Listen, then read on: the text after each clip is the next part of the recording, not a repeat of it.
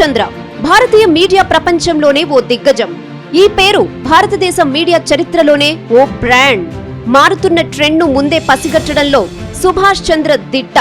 Technology అందుబాటులోకి రాని జమానాలో దూరదర్శన్ రోజుల్లోనే సుభాష్ చంద్ర ప్రైవేట్ శాటిలైట్ ఛానల్ ఆలోచన చేశారు. శాటిలైట్ ప్రసారాలను ఇంటింటికి చేర్చేలా కేబుల్ వ్యవస్థను తీసుకొచ్చారు. 3.5 లక్షల రూపాయల అప్పుల్లో ఉన్న తన కుటుంబ బాధ్యతను సుభాష్ చంద్ర తన భుజానికెత్తుకున్నారు. 15 ఏళ్ల ప్రాయంలో చదువును మధ్యలోనే ఆపేశారు. కుటుంబం కోసం సుభాష్ చంద్ర 17 ఏళ్ల వయసులో ఇంటి నుంచి బయటకు వెళ్లి ధాన్యం కొనుగోలు వ్యాపారంలోకి దిగారు. 1980లో ఎస్ఎల్ ప్యాకేజింగ్ సంస్థ నెలకొల్పారు. 1981లో మొదటిసారిగా ట్యూబ్ లైట్లు తయారు చేసే ఎస్ఎల్ ప్రోపాక్ కంపెనీని ప్రారంభించారు. 1989లో ఆసియాలోనే అతిపెద్ద theme water park water Kingdom ను స్థాపించారు. దూరదర్శన్ మాత్రమే ఉన్న ఆ రోజుల్లో జనానికి వినోదం, సమాచారం అందించడం కోసం ఓ ప్రైవేట్ శాటిలైట్ ఛానల్ ఎందుకు ఉండకూడదని ఆలోచించారు. ఇండియాలో ఆ టైంకి అప్లింకింగ్ సౌకర్యం కూడా లేదు. ఉదయం 7 గంటల నుంచి రాత్రి 11 గంటల వరకు మాత్రమే ప్రసారాలుండేవి.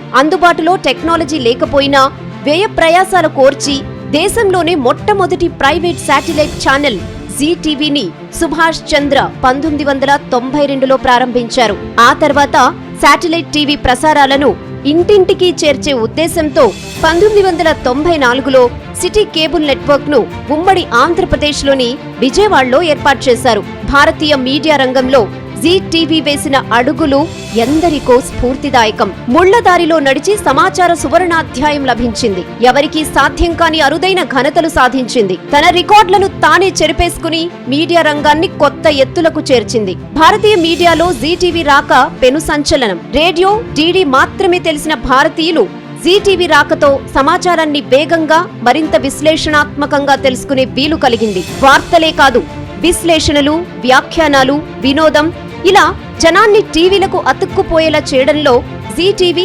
చరిత్రాత్మక ముద్ర వేసిందనడంలో అతిశయోక్తి లేదు. ప్రపంచ వ్యాప్తంగా మీడియా రంగంలో వస్తున్న మార్పులు, ట్రెండ్ ను అద్భుతంగా అంచనా వేసిన సుభాష్ చంద్ర మీడియా బ్యానర్ అర్పించుకున్నారు.